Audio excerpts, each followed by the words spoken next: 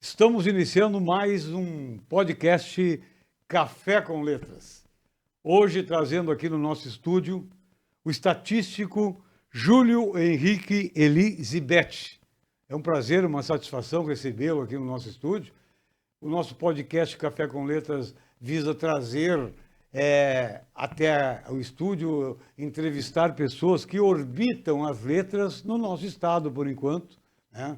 Principalmente Porto Alegre, onde nós temos grande número de escritores, não só escritores, mas todas aquelas pessoas que usam as letras no dia a dia do seu trabalho, né? Temos advogados, temos jornalistas e outras profissões que interagem com as letras. Esse é o nosso objetivo. O nosso podcast está no canal do YouTube, né? CIF TV, e convidamos a todos a acessar o nosso canal. Então, Júlio Henrique Elizabeth, mais uma vez, prazer, é uma satisfação receber o nosso podcast. Mas antes, nós vamos dar para não esfriar o nosso cafezinho. Não, vamos deixar esfriar. Tá bom? Muito bem, então obrigado, Itacir, pelo convite. Parabéns aqui pela liderança desse projeto, Café com Letras, que tem um impacto na nossa região, no nosso estado, naturalmente no nosso país também, né, pelo poder da internet. Então é muito importante nós tentarmos valorizar os nossos autores locais, tentar fortalecer este grupo de pessoas que, de alguma maneira, produzem algum conteúdo relevante para a nossa sociedade. Então, quero aqui já te parabenizar e agradecer por estar aqui contigo nesse momento.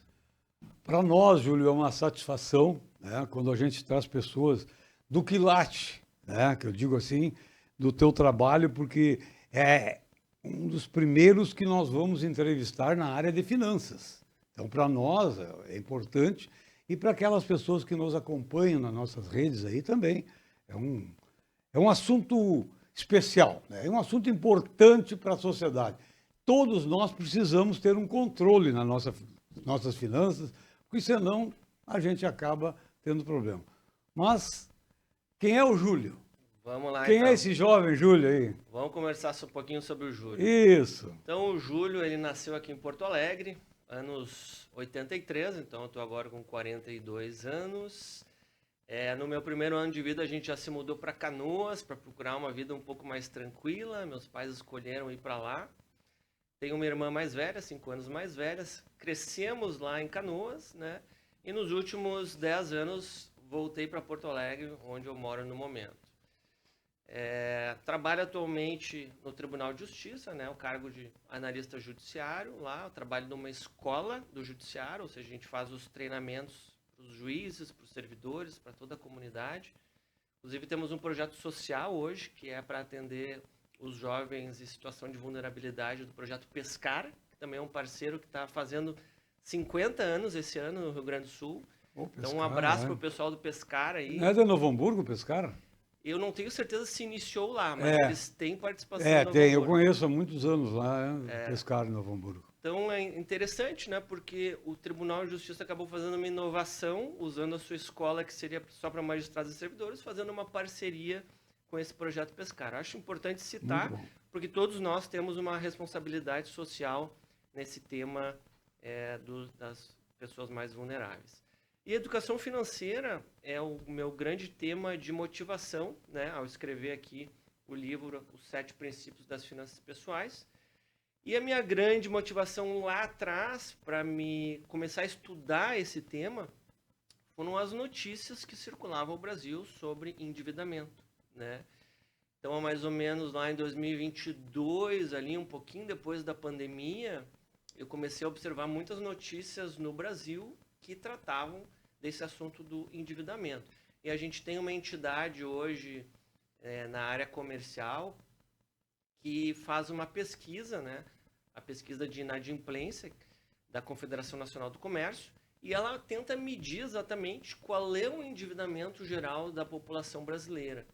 E naquela época lá, aqueles 22, passados quase 4 anos aí, me chamava muita atenção que se falava ali em torno de 70% da população endividada, né?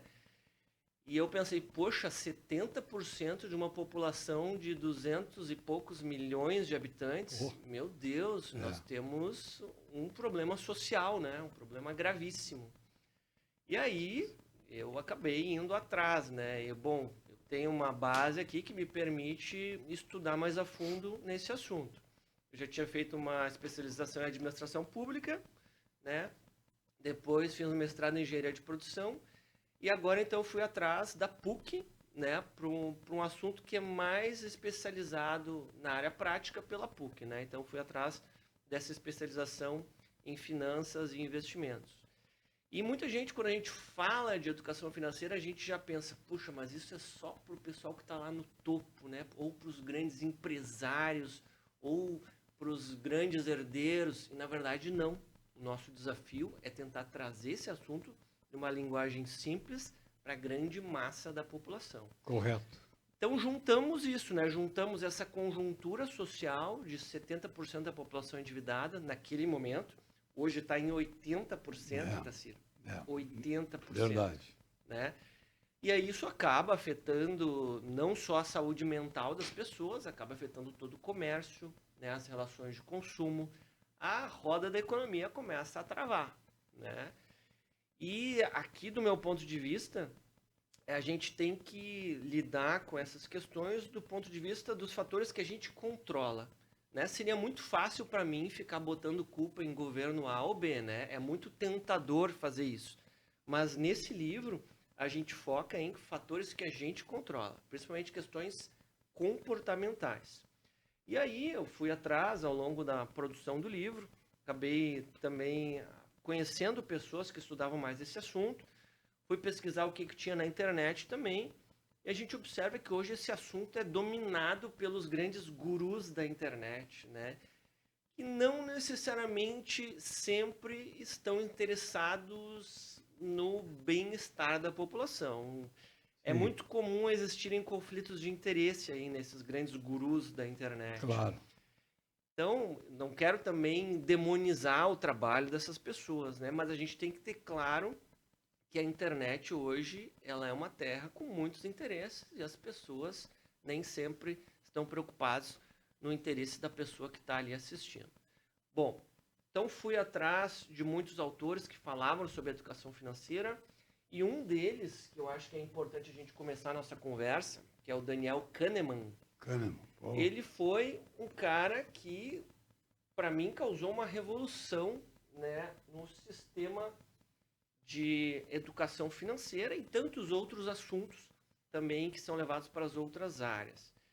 E o Daniel Kahneman, ele praticamente defendeu uma ideia de que nós somos seres emocionais que raciocinam e não o contrário. Ou seja, nós somos seres emocionais que raciocinam e não seres racionais que se emocionam. O que ele queria dizer por trás disso? Ele queria explicar que primeiro nós ativamos o nosso lado emocional e só depois o racional. E do ponto de vista evolutivo, Itacir, e tem uma explicação lógica, porque nós éramos animais, né, livres aí no mundo, em estado de sobrevivência constante, lutando pela vida, e a gente precisava ter reações rápidas diante dos desafios, né, do meio ambiente ali. Sim. Então vamos imaginar uma situação lá numa savana. A gente estava lá num grupo, ouvia um barulho, podia ser um leão, podia não ser nada, podia ser... Aquilo despertava um medo, e esse é o nosso sistema emocional tentando reagir, e, portanto, não gasta muita energia do nosso cérebro, a gente tem uma reação muito rápida e a gente toma uma decisão. Claro. Né? Então, reações emocionais causando reações rápidas para proteger a nossa sobrevivência. E a partir do momento que a gente começou a evoluir como espécie, e eu sempre trago essa ideia de que nós somos animais, a gente não pode esquecer isso, né? Com muita humildade, nós temos que reconhecer isso. Nós sempre ativamos primeiro o nosso lado emocional para só depois chegar no racional. E a partir do momento que o ser humano passou a dominar a agricultura, principalmente, a gente começou a ser capaz de pensar no longo prazo, de planejar, de pensar em futuro. E isso aí foi uma grande virada de chave da nossa evolução como espécie. né? E por que eu estou falando tudo isso? De novo, para citar o Daniel Kahneman e essa ideia de que nós somos primeiro emocionais e depois racionais.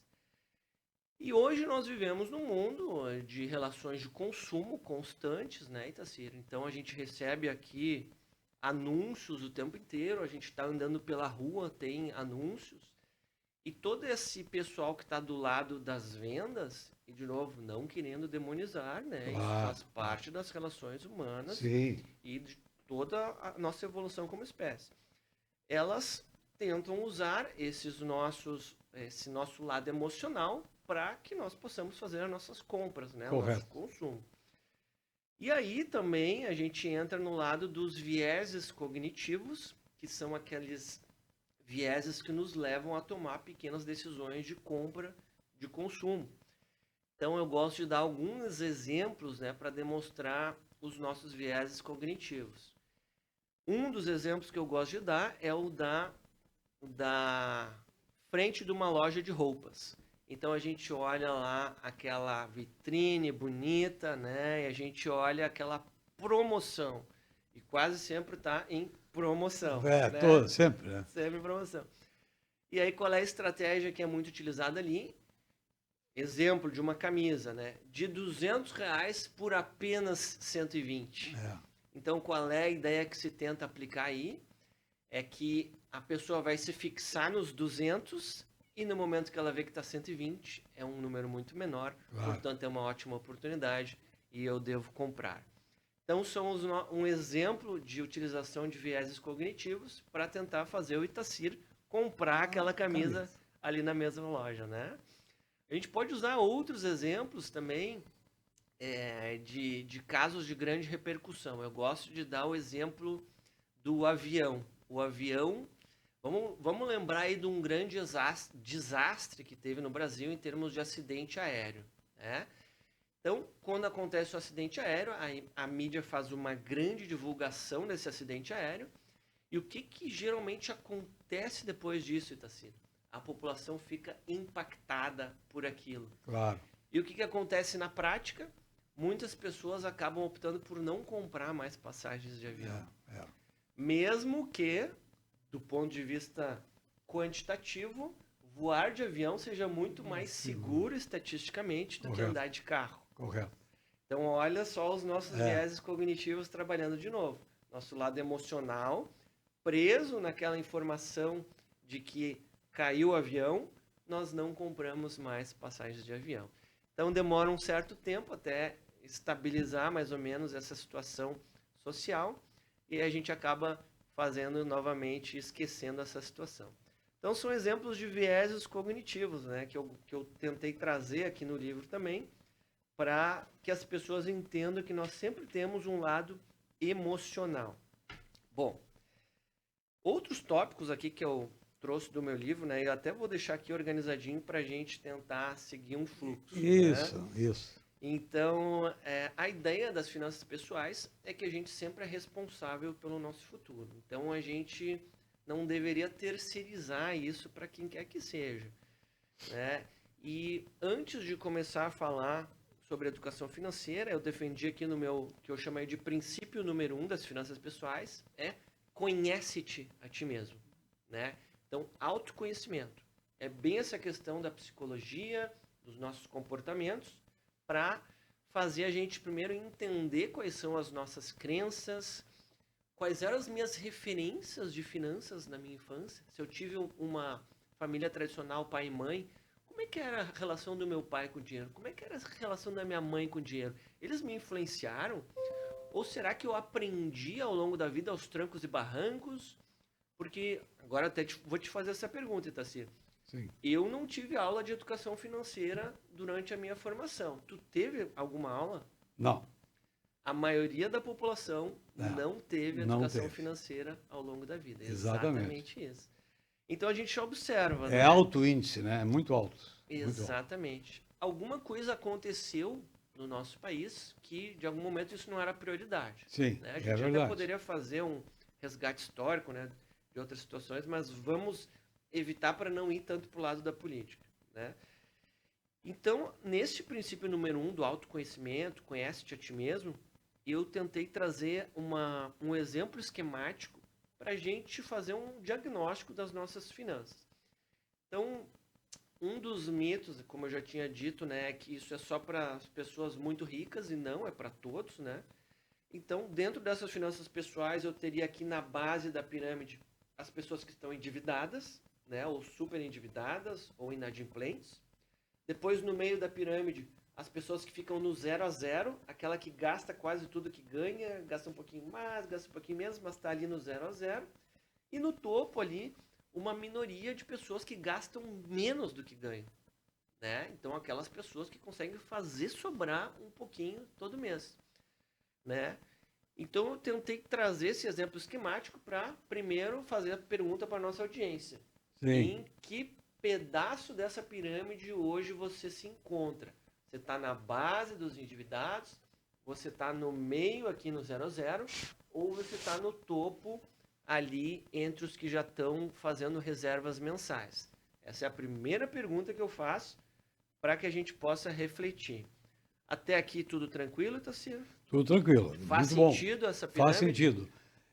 Tem percentuais aí dos que se controlam, daqueles que gastam o que ganham, e aqueles que gastam e se endividam. Tem algum percentual, assim, Exato. da população? Como nós já vimos que hoje é 80%, né, da Uhum. população que está endividada. É verdade, está na mídia. E aí, aqueles que se controlam, tem uma ideia de percentual, assim? Hoje a gente não tem uma Não estatística tem, eu acho que não, exata. né? Eu tenho mais ou menos uma estimativa, né? Sim. Que eu diria que esse que está no 0 a 0 seria aí uns 15% da população, e a minha estimativa dos que investem seria 5%. Então, uma Para estimativa ter uma bem ideia, grossa. assim, da pirâmide, né? Bem grossa aqui, não É, é um dado exato. claro, claro, é Isso. muito grande. Então, vamos tentar fazer esse raciocínio. Tá. 80% endividados, 15% 0 a 0 e 5% gastando menos do que ganha. Acho Tá. que esse é um bom Bom. número para a gente pensar em Muito cima. bom. Seria até interessante essa tua ideia para a Confederação Nacional do Comércio tentar fazer essa Exatamente, pesquisa, entendeu? né? Porque Acho que isso está aí nascendo uma boa ideia aqui. Tassilo. eu acho interessante isso aí. Vamos tentar levar para eles essa ideia. Claro. Então, o que a gente tem hoje, com certeza, com base nessas pesquisas, é 80% endividados e 30% inadimplente, que é aquele endividado que não conseguiu vencer o prazo daquela dívida. Sim, né? sim. Então, e tem um contraponto também entre os endividados, que nem toda dívida é considerada ruim, né, Itacira? Então, por exemplo, vamos pensar num estudante que fez uma dívida para investir numa faculdade ou num curso técnico que vai gerar um rendimento futuro para ele. Nesses casos, a gente costuma dizer que é uma dívida boa. Claro, né? claro. Vamos pensar também no pequeno empreendedor, Empresário, né? O pipoqueiro da esquina que precisa comprar o equipamento, que vai para o parque, vai vender o seu... Né? O MEI, né? Que para chegar no MEI. milhão tem que fazer, de repente, um financiamento, entrar numa dívida pequena, né? O MEI. Para fazer o seu ponto de venda de pipocas, vamos dizer assim. Sim, né? excelente exemplo do MEI. Depois vamos falar um pouquinho mais sobre o MEI. Tranquilo. E então aqui já falamos um pouquinho do Daniel Kahneman, né? Então ele chamou de sistema 1 e sistema 2. Né? O sistema 1 é o emocional, é rápido, é reativo. E o sistema 2, ele é racional, portanto ele precisa de mais energia do nosso cérebro, portanto demora mais para raciocinar. Sim. Então essa ideia de sistema 1 e sistema 2, eu acho que é uma coisa que a gente precisa levar isso para a discussão na sociedade, para que todo mundo entenda, né, que nós vamos ter uma luta eterna entre a nossa parte emocional e a nossa parte racional, ao longo de toda a vida. Incrível, né? E provavelmente até o último dia de vida a gente vai estar lutando, né, Itacino? Sim. Então eu acho que isso é interessante a gente trazer essa reflexão. E tá aí, Daniel Kahneman reconhecido com o Prêmio Nobel de Economia, Itacino. Ele era um psicólogo e foi agraciado aí, Prêmio Nobel de Economia em 2002. Né? Coisa fantástica, né? É um nome super reconhecido internacionalmente, super reconhecido. né? Pô. A gente não pode não esquecer dele. Tem que seguir. Bom, o que mais que a gente pode falar aqui? Tem um outro autor, que é o Richard Thaler. Richard Thaler, ele escreveu vários livros, mas esse aqui é o Nudge. E na tradução literal, o Nudge seria um empurrãozinho, né? O que ele queria dizer com essa ideia do nudge? É que quando nós temos muitas possibilidades de escolha, nós podemos, de uma maneira geral, induzir a um certo comportamento. E aqui, no caso dele, a gente tem várias aplicações para gestão, seja das nossas finanças, seja para administração pública, seja para administração privada. Sim. Então, vamos dar um exemplo aqui, Tassir, para não ficar vago. A empresa, ela queria que os seus funcionários pensassem no seu futuro financeiro, então a empresa queria que os funcionários fizessem um plano de previdência. Essa era a visão que eles tinham naquele momento. Claro. Só que eles não podiam obrigar o funcionário a fazer esse plano de previdência. Então eles tinham duas alternativas. Ou induzir os funcionários, que é o tal do nudge, Sim. ou de alguma outra maneira convencer eles a fazerem isso. E aí foi feito um estudo pelo Richard Thaler de que as pessoas que tinham muitas opções, mas tinham que escolher, elas não faziam escolha nenhuma. É o que a gente chama de inércia cognitiva. Nós tendemos a não escolher nada, não fazer nada, quando nós temos muitas escolhas.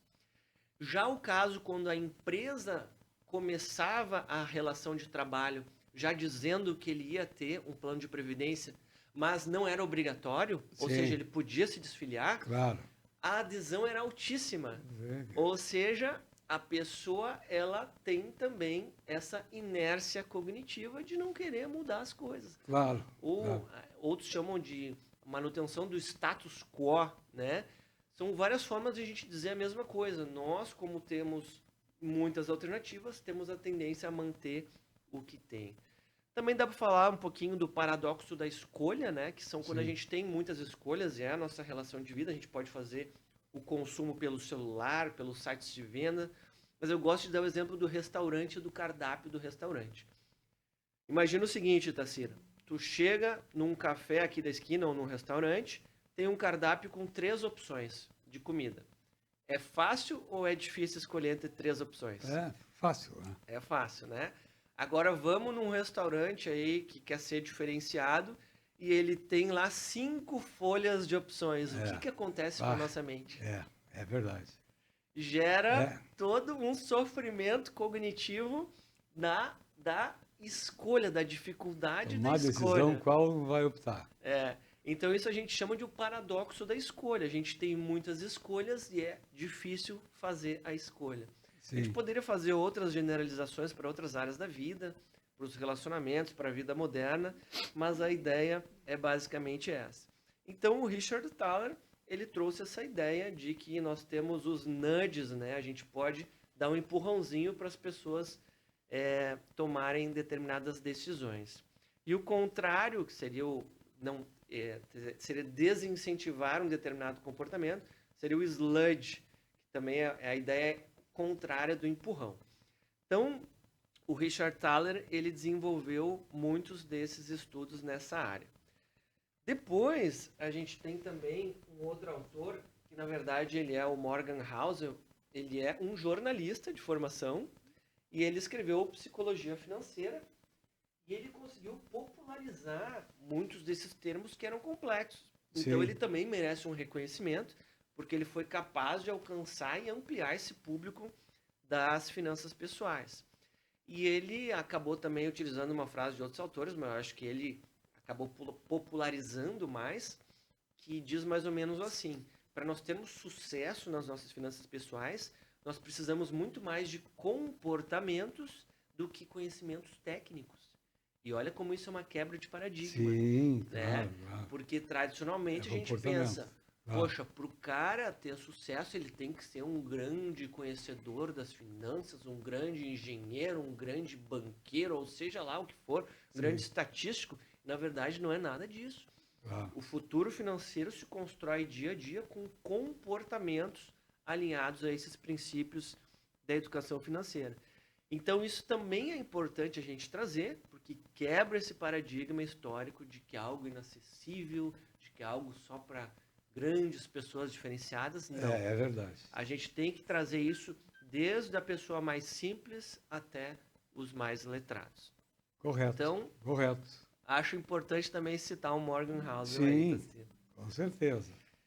Bom, ainda nessa ideia de autoconhecimento, né, a gente poderia falar das nossas crenças, né, que a gente traz da nossa infância, das nossas relações com o dinheiro. Então, acho que também é importante sempre falar para o pessoal que está assistindo pela primeira vez, tentar fazer esse resgate. Quais foram as minhas relações de dinheiro ao longo da vida?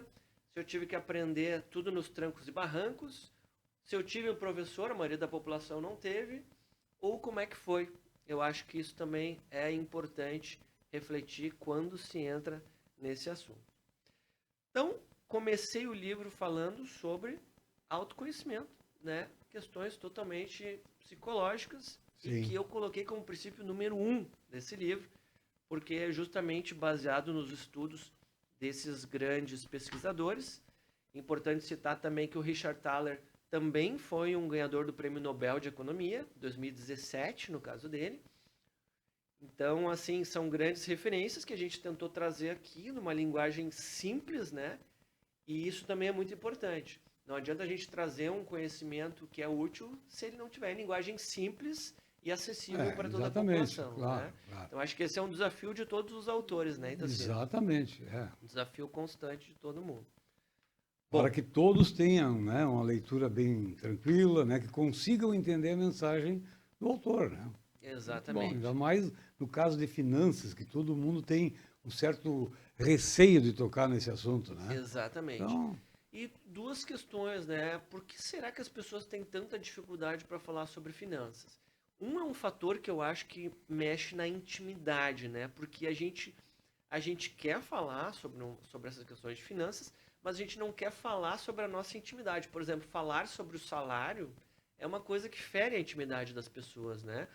Então, existem formas da gente abordar isso sem entrar nesse detalhe. Por sim, exemplo, eu posso falar para o Itacir, olha, Itacir, quem sabe tu faz uma reserva de 10% do teu salário todo mês. Eu não preciso dizer, Itacir, reserva R$ 500 todo mês claro, do teu salário. claro, entendi. Então, isso é uma forma de tu não entrar na intimidade das finanças das pessoas e, ao Sim. mesmo tempo, continuar o debate sobre o tema, né? Então, acho que isso é uma questão importante também. Não sei se para ti faz Não, não, sentido. faz sentido, Faz sim, sentido. claro. Pô, tu ganha 5.000, deixa 1.000 por mês. Pô, fica meio pesado, Sim. entendeu? Pô, Uhum. reserva 20%, reserva 15%, 10% do teu salário para... Não, tranquilo. Isso aí. Então, esse é um desafio. É a forma como nós abordamos o É, assunto, exato. né? A forma é fundamental. Isso aí. E aí, então, passamos desse princípio número 1, que eu chamei de conhece-te a ti mesmo financeiramente, e vamos agora para o princípio número 2, que é o gaste menos do que você ganha. E por que que esse é um princípio tão difícil hoje, Tacir, da gente cumprir ele? Porque nós vivemos numa sociedade de consumo, onde nós somos bombardeados constantemente por todo tipo de anúncio, É, por todo tipo de incentivo ao consumismo desenfreado. E nós temos aí também as redes sociais que não ajudam muito nessa situação, aliás, atrapalham muito, né, a nossa relação de consumo, criando a ideia aí de seres perfeitos, é, que vivem vidas perfeitas, né, e que tudo isso é baseado nesse ciclo desenfreado de consumo, de consumismo. Então eu sou um grande crítico, né, desses perfis de pessoas que nos induzem a isso, sem falar, né, de outros fatores novos que surgiram aí, como as casas de apostas e pessoas que são influentes e que divulgam casas de apostas. Hoje é um fator de endividamento muito grande da população, as chamadas bets. é. Bah, E a gente poderia falar também, né, dos altos juros, daí a gente entra numa questão conjuntural do Brasil. E, de novo, nós vamos focar aqui nas questões que a gente controla, né? Depois a gente vai ter que falar um pouquinho sobre inflação também, não me deixa esquecer. ah, E, mas assim, de maneira geral, a internet hoje ela não ajuda a vida das pessoas, ela está mais atrapalhando porque ela gera situações irreais, tentando vender que o mundo perfeito é esse mundo do consumismo exagerado. Na verdade, a gente tem que defender, pelo menos eu como educador financeiro, tenho que defender que não é por aí. A gente tem que chegar num meio termo onde, ok, O consumismo tem o seu lado bom, mas eu tenho que pensar no meu futuro também. E falando em futuro, basicamente toda a dificuldade que se tem de falar de educação financeira é a gente trabalhar o chamado viés do presente. Então, como é que eu lido com uma ideia abstrata de pensar no meu futuro se eu estou agora num modo de sobrevivência, né? Então, o Itacir está aqui, depois ele vai ter que almoçar, ele vai ter que gastar, ele vai ter que ir de noite, vai ter que pegar um transporte para casa, vai gastar de novo. Ou seja, ele está vivendo o dia a dia dele, mas ele também tem que conciliar isso com pensar o futuro dele, pensar uma aposentadoria, pensar toda essa questão de futuro que é abstrato, né? Então, como é que a gente lida com isso, Itacir? Claro. É um desafio, né? É um desafio. É um desafio. E a gente, então, trabalha muito essa questão do viés do presente. Para os públicos mais jovens, e a gente tem uma abordagem pedagógica para cada faixa etária, né? Ele é ainda mais difícil porque as crianças e os adolescentes, eles têm ainda o emocional ainda mais forte do que os adultos, né? Então, a gente trabalha de uma forma que faça a criança começar a refletir sobre o seu futuro, né? Começar a fazer exercícios de como ela vai lidar com isso no futuro, o que ela quer ser, o que a gente precisa preparar ela para ela chegar lá naquele objetivo final. E é o maior desafio hoje é nós falarmos sobre isso para os jovens e adolescentes. É verdade. E tanto é que, como a gente ainda não entrou com a educação financeira nos colégios, né, pensando como um sistema de educação, né, esse é um dos desafios para os próximos anos, né? Será se a gente vai conseguir formar professores que sejam capazes de falar sobre esse tema em sala de aula? É um desafio. Não consigo responder hoje sobre essa pergunta. Eu acredito que teremos ferramentas de tecnologia para ajudar, principalmente os cursos online que tem a chamada gamificação, ou seja, a gente tenta transformar o ensino num game, né, num jogo, onde o aluno ali acaba evoluindo, aprendendo com as recompensas da gamificação. Então, essa é uma abordagem que a gente está tentando levar para os jovens. E também levar esse debate constante para a sala de aula, porque, como eu disse desde o começo, o foco é comportamental. Quais são os comportamentos que eu preciso desenvolver para chegar naquele resultado final, né? Então, o grande desafio é comportamental. Sim, sim. E aí, na vida adulta, botei o princípio aqui, o gaste menos do que você ganha, né? Claro. Esse é o grande desafio. Mas se eu tenho esse salário aqui, por que eu vou guardar um pedacinho dele para o meu futuro? O pensamento. É sempre essa briga que a gente tem. Então eu gosto de dar o exemplo do Júlio do presente contra o Júlio do futuro. É como se eu estivesse falando comigo mesmo para uma pessoa que vai estar há décadas na minha frente. Sim. O que o Júlio do futuro gostaria de ouvir do Júlio do passado para que ele não se arrependa lá quando ele estiver numa situação mais vulnerável no futuro, né, na velhice. Então, esse é um exemplo que ele pega forte, né, porque ele faz a gente trazer uma reflexão sobre onde a gente vai chegar na nossa velhice. Mas eu acho importante trazer para a gente começar a refletir.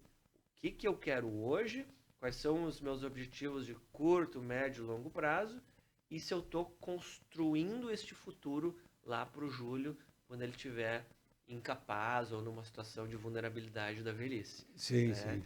Então, é basicamente isso que está por trás aqui do princípio gaste menos do que você ganha.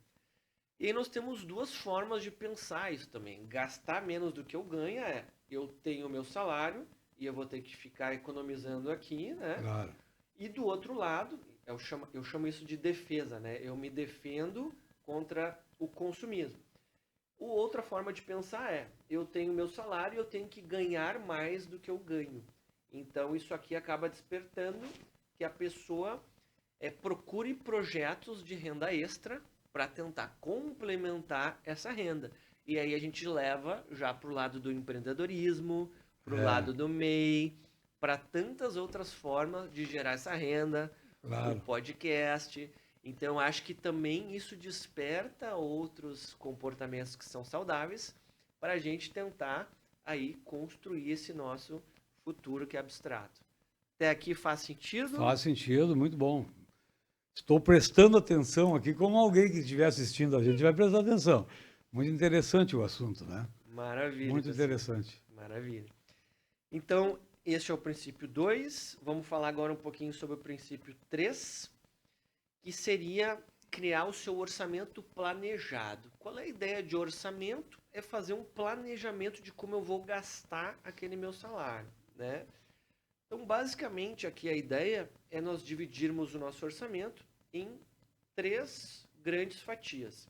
A fatia de que são coisas obrigatórias, que são essenciais. Sim. Depois, o que é consumismo, que são os meus desejos, que tem que ter também, né? Claro. E o que são as minhas reservas para o futuro, ou seja, a construção do meu futuro. Então, começando aqui com as obrigatórias, então a gente gosta de trazer o que são as despesas obrigatórias hoje. É o que envolve moradia, ninguém vive sem moradia. Claro. É o que envolve alimentação, ninguém vive sem alimentação. O que mais, Itacir? Me ajuda aí. Transporte, educação. Educação, né? Tudo Sim. que for obrigatório, a gente vai entrar aqui nesse primeiro bolo. E isso é inegociável, a gente tem que garantir isso. Claro. Depois, segunda parte do orçamento. O que é o que eu gostaria de consumir? Que é o que me faz bem? Que é o que eu trabalho para isso? Tudo bem, não vamos demonizar, né? A gente precisa ter também nossos momentos de alegria. Claro. Fazer a minha viagemzinha, visitar aqui a cidade do lado, né? Fazer os meus planos, planejar um carro, uma casa, o que for. Isso. Né? A gente entra então nessa segunda parte do orçamento. E no terceira fatia é essa reserva futura. Quanto será que eu consigo guardar todo mês para construir esse meu futuro? E aí eu gosto de chamar essa reserva aqui de reserva de emergência. Sim. Né? Porque a reserva, como ela já diz no nome, é para situações inesperadas, Claro. é para aquele problema no carro, é para aquele problema no apartamento. Tudo que for imprevisto pode ser puxado aqui para amortecer pela reserva de emergência. Correto. E no momento que eu tenho uma reserva de emergência tranquila, eu vou conseguir investir esse dinheiro. Então é um ciclo de comportamentos que nos conduzem nisso que a gente chama de o futuro ideal das finanças pessoais. Bom, nós temos um tempinho aqui, mas eu vou tentar objetivar mais agora. Então eu tentei trazer aqui os 3 grandes perfis que a gente lida hoje, que é o funcionário CLT, o funcionário público e o empreendedor, seja ele pequeno ou grande. Qual é a característica de cada um deles? O CLT, ele não tem uma estabilidade no emprego, mas ele tem o FGTS, que é uma pequena reserva de emergência para situações de imprevistos. Claro. Mas ele precisa, mesmo assim, nós precisamos defender isso, que ele tem uma reserva de emergência maior ainda, que seja equivalente a 6 meses do custo de vida dele. Então, por exemplo, se ele tem um custo de vida de R$2.000, ele precisaria de 6 meses vezes 2, 12 mil de reserva para ele ter uma tranquilidade em caso de uma eventualidade. Então, o CLT tem essa característica.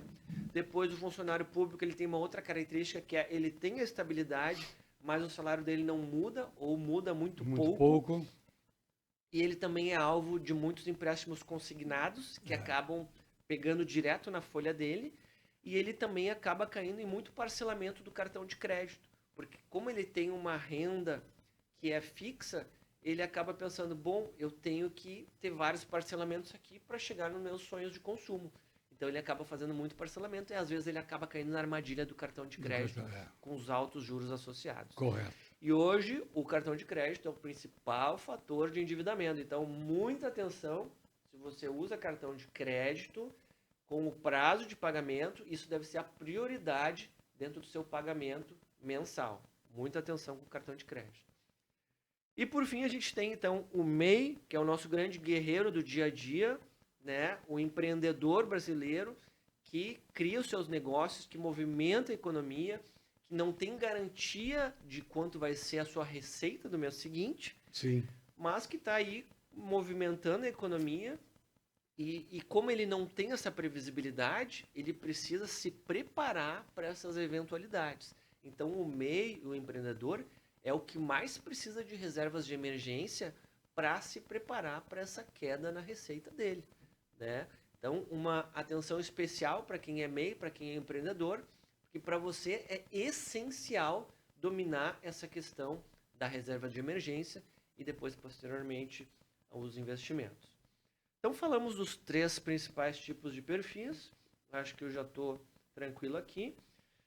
Depois, no princípio 4, eu falo da importância da reserva de emergência, né? Então, ela é a base de todo o nosso pensamento de investidor, né? Sim. E quando a gente fala em investidor, não é aquele grande empresário bilionário banqueiro, não, é o Júlio, é o pipoqueiro da esquina, é o Itacir, é a pessoa que faz qualquer reserva e quer multiplicar esse valor no longo prazo. É acessível a todo mundo hoje os investimentos. Hoje a gente tem novas modalidades de investimento dos títulos públicos, que também estão tentando democratizar o acesso aos investimentos. Então tem o Tesouro Direto, com várias opções lá para vários tipos de perfis. Então acho que também é nosso papel divulgar que existem essas possibilidades para toda a população.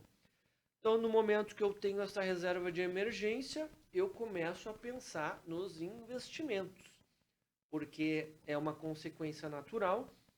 E no momento que eu penso em investimentos, eu tenho que de novo voltar para o meu perfil. Qual é o perfil do Júlio?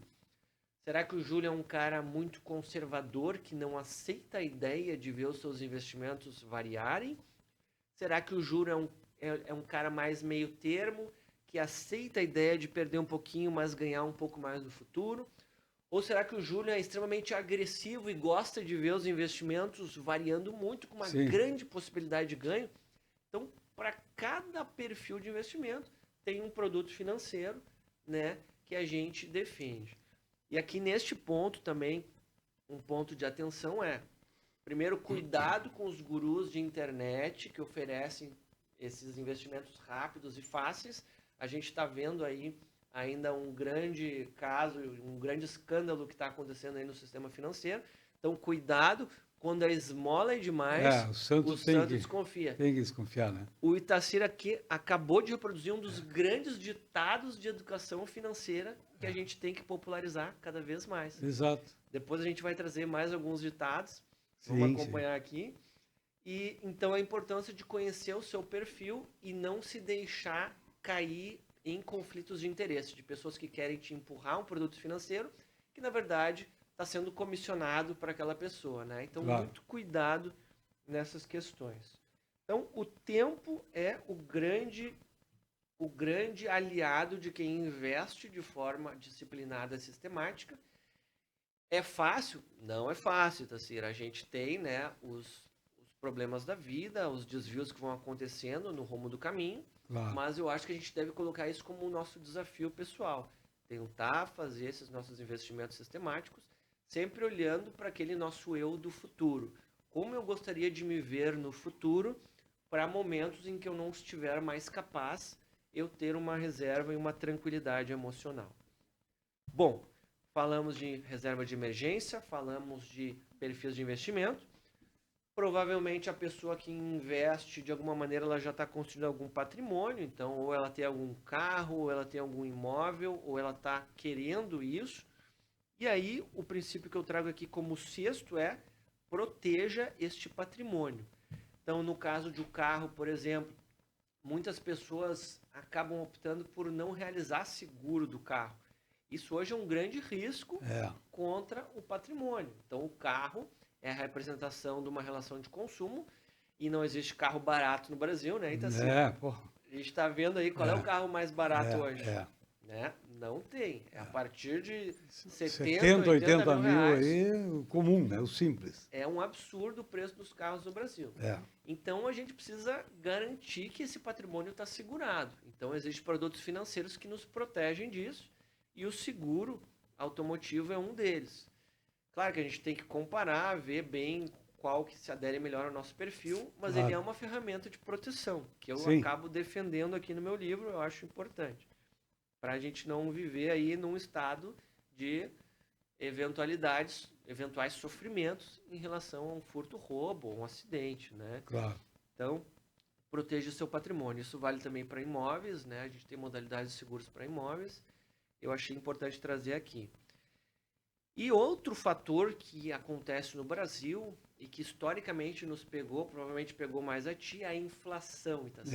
Inflação, cara. Provavelmente, no teu caso, afetou muito mais do que no meu, né? Sim, Tu viveu momentos aí de hiperinflação no Brasil, vivemos. sofreu muito com isso, teus pais sofreram muito com isso, Correto. teus conhecidos. E aí o que, que acontece com todas essas pessoas que sofreram com isso? Elas acabam também desenvolvendo comportamentos em reação a isso, né? Então eu gosto de dar o exemplo da minha mãe. A minha mãe sofreu na pele com isso, professora, né? Uma pessoa que teve sempre uma grande dificuldade em ter um salário digno, né? E ela passou por essa situação, sofreu muito e até hoje ela carrega traumas do confisco da poupança. Aquilo ali foi. Então, quando eu falo para minha mãe É de verdade. investimento, ela fala, mas qual é a garantia? Isso já aconteceu no passado, eu não consigo confiar. É um freio, né, que a pessoa tem, né? Principalmente quem passou por isso, né? É um freio emocional muito grande. Muito grande, muito grande, muito grande. Então, para as pessoas que são 50 a mais, a gente entende perfeitamente essa situação. Hoje, felizmente, a gente tem situações, a gente tem instituições mais sólidas, então é muito difícil de acontecer isso novamente. A gente tem hoje um Banco Central independente, né, que faz uma reação sempre sobre o que acontece na nossa inflação. Então, a gente tem um contexto muito mais tranquilo hoje. E falando em inflação, a inflação ela é uma perda do nosso poder de compra. Então, se, por exemplo, se hoje eu sou capaz de comprar esse microfone aqui, ao longo do tempo, se nós temos inflação no nosso país, a ideia é que a gente vai perdendo o poder de comprar esse mesmo produto ao longo do tempo. Correto. E a gente observa isso muito no mercado, né, Itaci? Sim. Ao longo do tempo a gente vai vendo, poxa, R$ 100 lá atrás, o que comprava? Porra. Comprava um carrinho de É compras. um carrinho de compra. Né? Hoje, em 2026... Uma sacolinha. Uma sacolinha de compras. Incrível, Então, né? É um claro exemplo, né, do dia a dia da relação de como a inflação tira o nosso poder de compra. Correto. Então, ela é eu gosto de chamar ela de uma doença silenciosa, porque ela tá aqui, ninguém tá vendo, né? Mas ela tá de alguma maneira corroendo o nosso poder de compra. Então a gente tem que estar muito atento para isso. Não podemos ignorar a inflação. E aí, por fim, no 7º princípio, eu defendo que nós precisamos nos educar financeiramente, justamente para não terceirizar aquela ideia de que o meu filho vai fazer por mim, ou o meu gerente do banco vai fazer por mim, né? Eu tenho que ter essa ideia de autonomia para que eu possa tomar as melhores decisões. Sim. E às vezes as decisões que mais doem são aquelas que a gente delegou para alguém e a gente arca com as consequências. Então, muito cuidado com pessoas que administram o nosso dinheiro. Eu defendo que a gente deva criar essa autonomia, né, essa emancipação do ponto de vista da educação financeira, das finanças pessoais, para que a gente possa tomar as nossas próprias decisões. E aí, Tassir, eu defendo aqui também no final que o grande desafio das nossas finanças é chegar nesse meio termo, né? Nem ficar uma pessoa que só fica pensando em economizar, nem ficar uma pessoa enlouquecida em tentar vender e ganhar mais dinheiro, mas é chegar nesse meio termo aqui, né? Que os filósofos lá chamavam de mesotes, né? E o mais importante é começar, né? Não ficar delegando. Um dia eu vou começar a economizar, um dia eu vou começar a pensar nas minhas finanças. O importante é começar pequenininho, devagarinho. E como eu começo?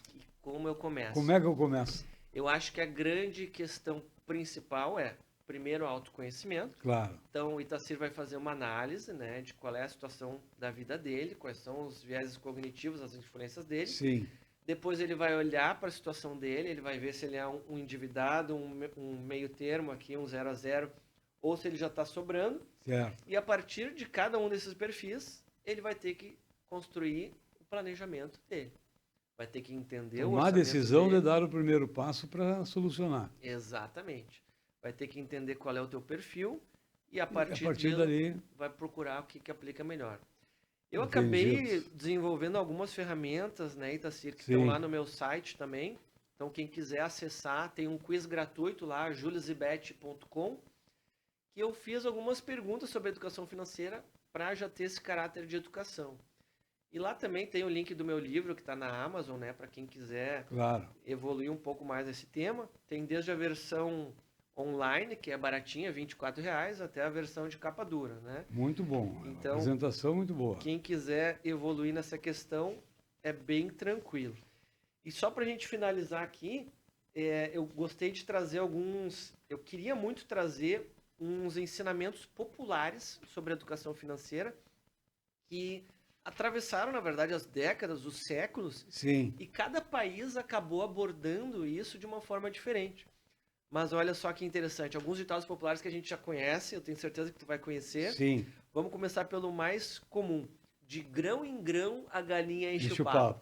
papo. Olha só, Itacir. É. Um ditado muito simples, mas que traz a ideia É profundo. de que a gente vai acumulando aos pouquinhos Claro. e vai crescendo. Claro. Muito simples, ele nasceu em Portugal e foi incorporado pelos brasileiros. Olha aí. Excelente. Outro ditado, não dê um passo maior que a perna. Também um ditado muito comum, que a gente está tentando ressuscitar ele agora para as finanças pessoais. E esses ditados foram que fizeram a minha base financeira, né? Exatamente. A própria mãe, não dá um passo maior que a perna, porque senão tu vai... Exatamente.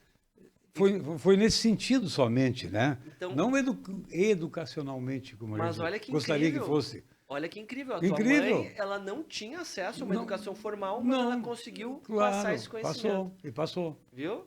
Olha aí. Então isso é muito importante. Outro ditado popular que nasceu no Brasil: dinheiro não aceita desaforo.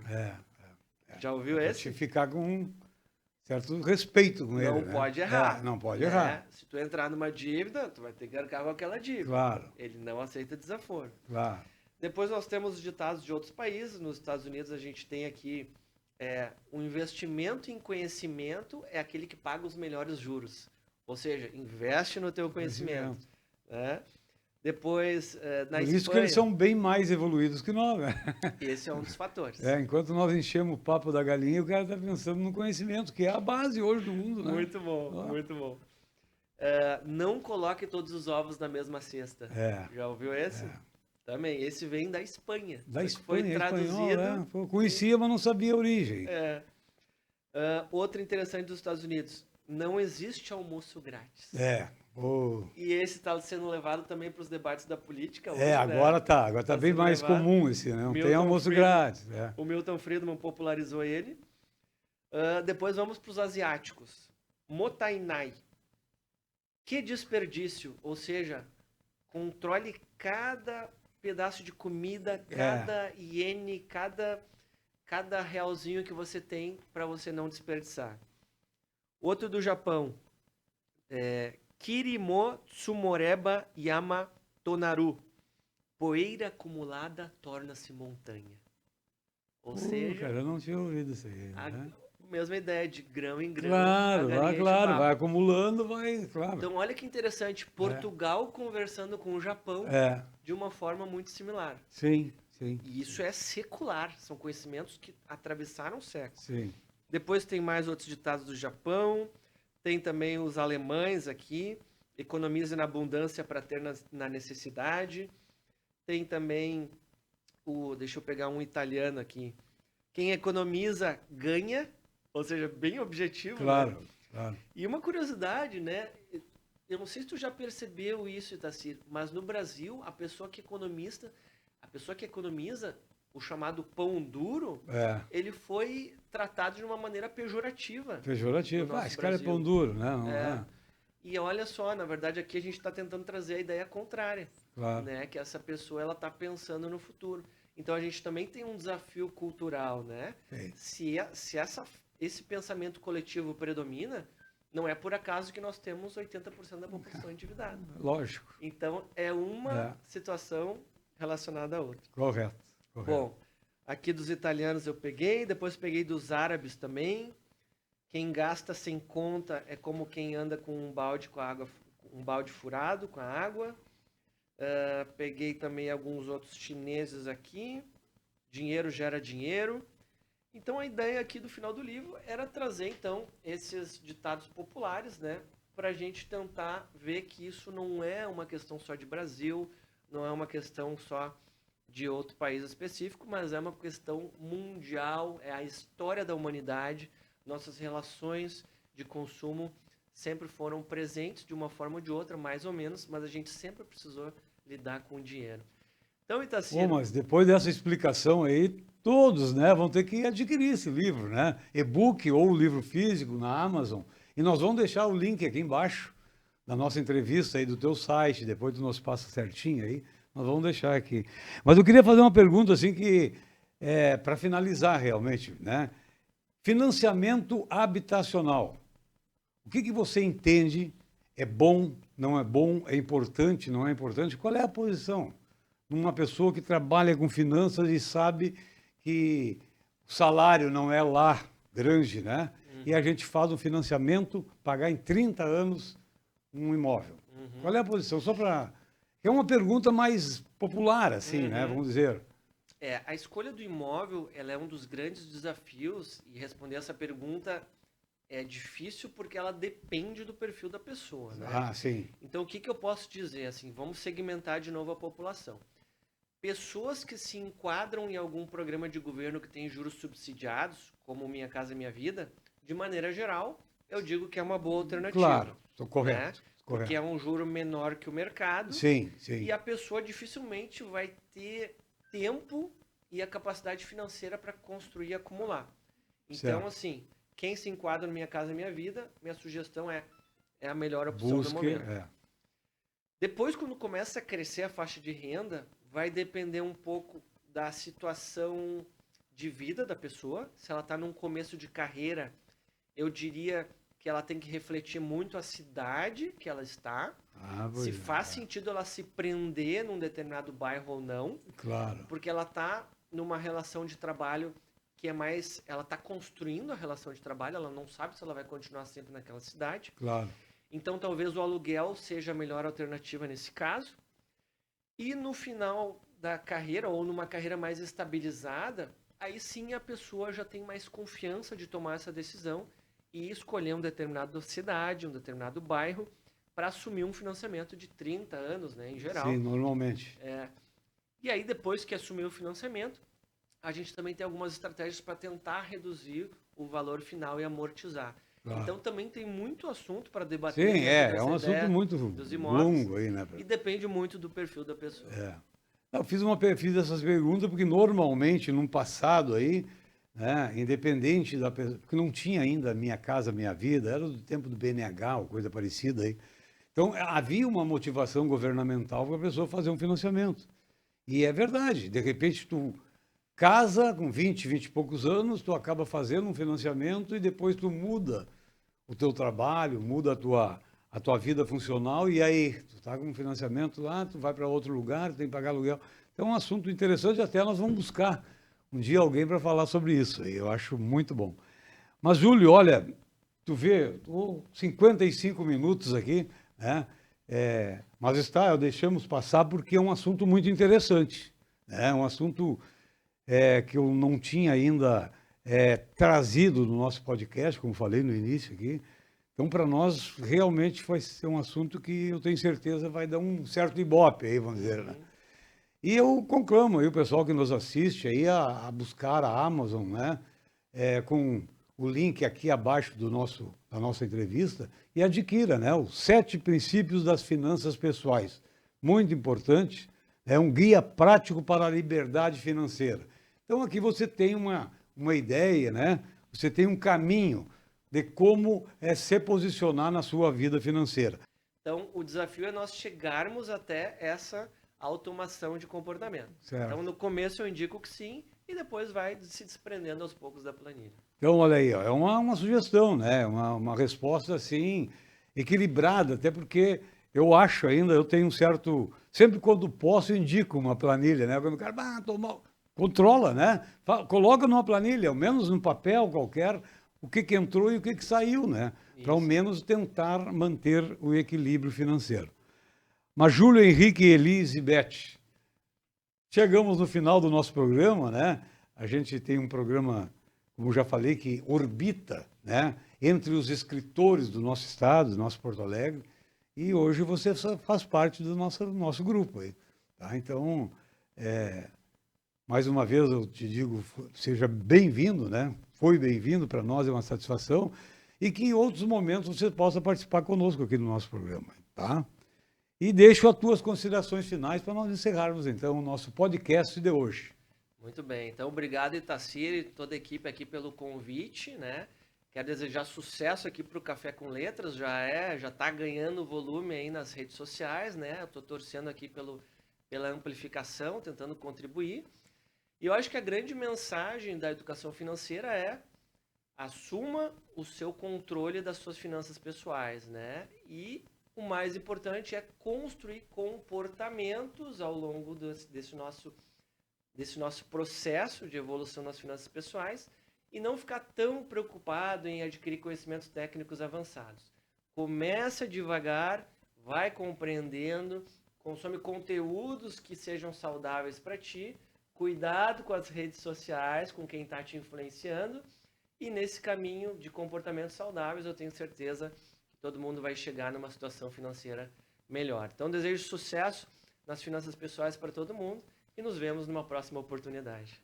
Muito obrigado. Então, encerramos aqui o nosso programa e eu te espero lá no nosso canal do YouTube, né? Deixe seus comentários, nós vamos responder a todos ali, né? Então, só tenho mais uma vez que agradecer a presença do nosso amigo Júlio Henrique aqui no nosso programa. Muito obrigado e até o nosso próximo programa.